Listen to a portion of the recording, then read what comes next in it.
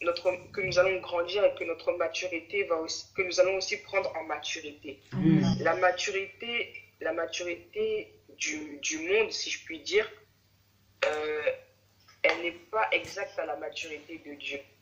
La maturité du monde, ce serait de dire qu'une personne mature, c'est quelqu'un qui est autonome, quelqu'un qui fait ses affaires sans l'aide de qui que ce soit, en fait. Amen. Quelqu'un qui se débrouille par lui-même. Mais le problème, c'est que nous, en tant que chrétiens, nous avons besoin de Dieu. Notre maturité, elle consiste à faire confiance à Dieu. Parce qu'il est dit, je te conseillerai. Donc, si Dieu nous conseille, c'est qu'on a besoin de lui. On a besoin de tirer des conseils de lui. Amen. Et comment Dieu va nous instruire et comment il va nous former? Eh bien, il nous forme dans la méditation et dans la prière. La méditation, j'ai cherché la définition de la méditation. La méditation, on pourrait croire que c'est être assis dans une pièce silencieuse et attendre. On pourrait croire que c'est faire du yoga, que c'est faire, je ne sais pas quelle pratique. Mais la méditation, la définition qui se rapprochait le mieux de ce qui est biblique, c'est une réflexion approfondie d'un sujet qui mûrit un projet. La réflexion, c'est se poser des questions. La réflexion, c'est se poser des questions, c'est chercher. La réflexion, c'est avoir des hypothèses. Chercher, c'est tout un processus. Ce n'est pas juste lire la parole, c'est vraiment se poser des questions et demander des réponses à Dieu à travers la prière. Amen. Amen. Amen. Et dans un deuxième point, j'ai mis comme titre notre comportement. Dans un deuxième point, notre comportement.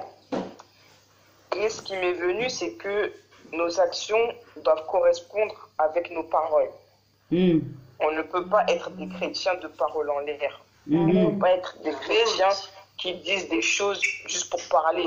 On ne peut pas être, je sais pas s'il y a une expression pour ça, mais les personnes qui parlent beaucoup, les personnes qui aiment bien raconter des ragots, raconter ce genre de choses. Et Dieu n'aime pas les commérages. Et comment on vient au commérage, c'est en parlant beaucoup. Yes, c'est vrai. Nous devons être sérieux. Nous devons être sérieux et sérieuses dans notre marche et dans notre comportement et dans nos faits et gestes. Amen. Et j'ai pris cette référence dans Proverbe 17, verset 27. Proverbe 17, verset 27. Je lis au nom de Jésus. Amen. Celui qui met un frein à ses paroles possède la connaissance. L'homme à l'esprit calme fait preuve d'intelligence. Amen. Amen. Amen. C'est vrai. Comme on l'a dit la semaine dernière, on reconnaît une personne mature à son faible débit de parole. Amen. Yes. Amen. Dans un troisième point. C'est vrai. Amen. Amen. Amen. Dans un troisième point, on va prendre Éphésiens 6, verset 13.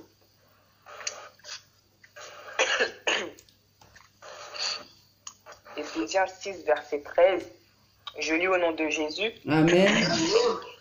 C'est pourquoi prenez toutes les armes de Dieu afin de pouvoir résister dans les jours mauvais et de tenir ferme après avoir tout surmonté. Yes. Amen. Yes. Amen. Et ce verset, il m'a fait penser à ce que Anthony nous avait dit la semaine dernière.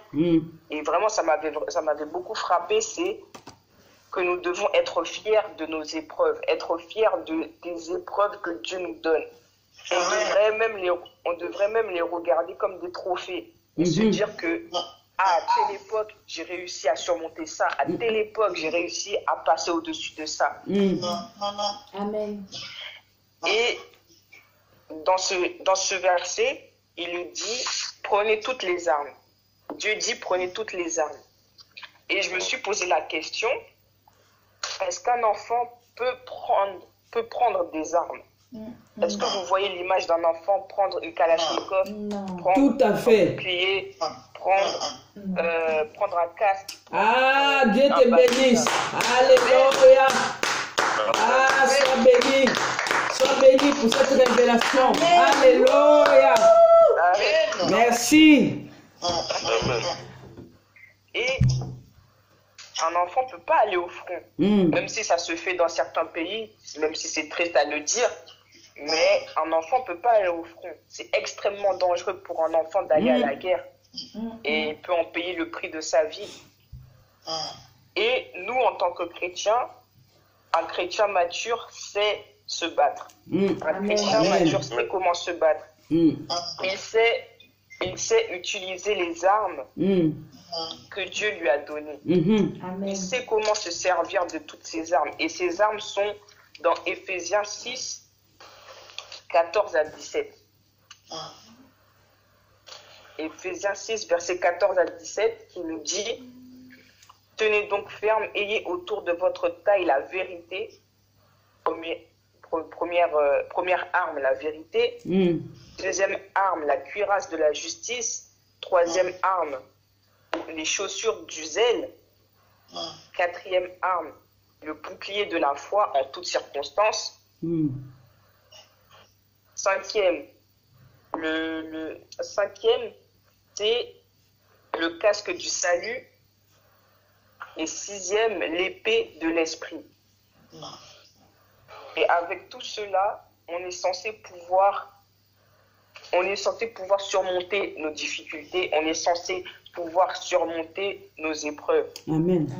Amen. On dit souvent que la maturité vient avec l'âge, mais la maturité, elle vient quand on sait se servir de ça. Quand on sait se servir de la parole de Dieu. La maturité vient quand on sait se servir de la parole de Dieu dans n'importe quelle circonstance. Amen. Et le dernier point, c'est ta maturité ne doit pas faire place à l'orgueil. Amen. Amen. Romains 12, 16. Si quelqu'un peut lire, s'il vous plaît. Romains 12, verset 16.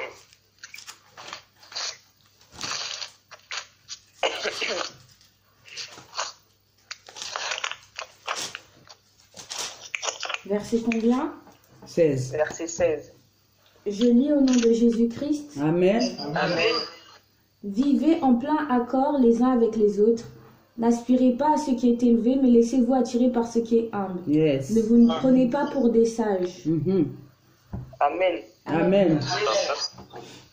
Nous devons cultiver l'humilité. Nous devons cultiver l'humilité. Cultiver, ça veut dire qu'on aura quelque chose en retour. On est d'accord. Quand vous cultivez dans un champ, quand on cultive des plantes, je sais pas, des tomates, des pommes de terre, tout ça, votre but, c'est d'avoir le légume ou le fruit. Et là, comme la parole de Dieu nous dit, l'humilité précède la gloire. Donc, si tu es humble, tu auras la gloire. Amen.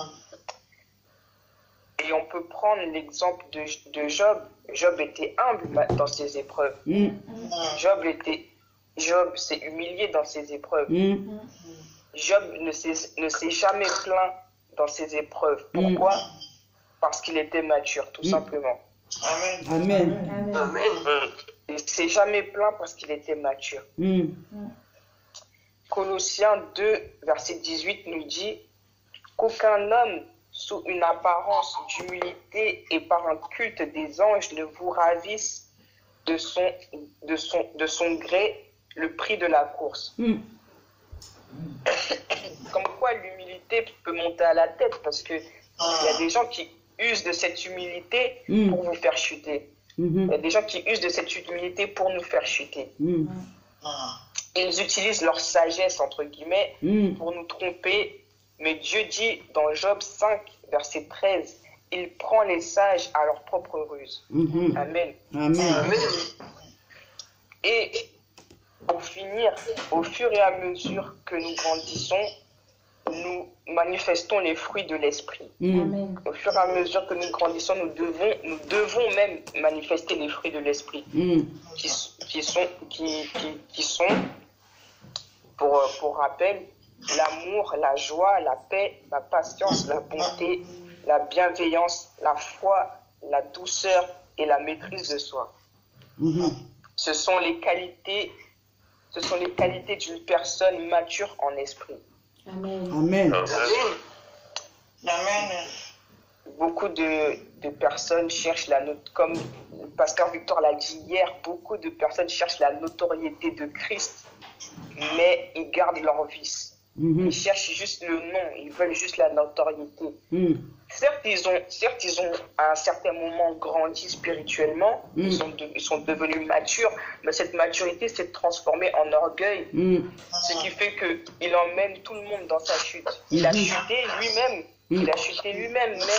mais il amène ceux qui sont encore des enfants en esprit, ceux qui n'ont pas encore les armes, dans sa chute.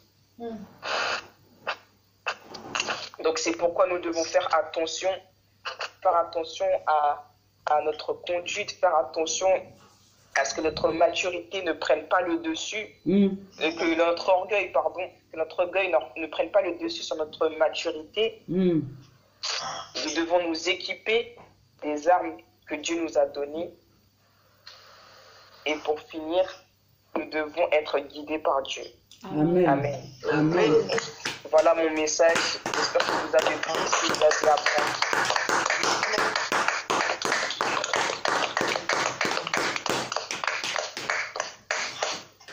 Ah, merci Seigneur. Merci Seigneur. Bien-aimés, nous allons prier pour Ingrid. Amen. Nous allons prier, libère des bonnes paroles pour Ingrid. Que vraiment cette génération, Joël 2:28, que vraiment que le monde soit bouleversé au travers de cette génération, Joël 2:28. Que cette génération soit cette génération-là qui va apporter un tsunami spirituel, qui va apporter, oh rabababa, prie dans le nom de Jésus, qui est un tsunami, qui est un réveil, oh, alléluia, qui va bouleverser le monde. Seigneur, merci de bénir Ingrid. Merci Seigneur pour cette révélation. Merci pour la révélation de ta parole. Merci pour la révélation de ta parole. Bénis Seigneur. Bénis, alléluia. Bénis, alléluia. Apprends à Ingrid, Seigneur, de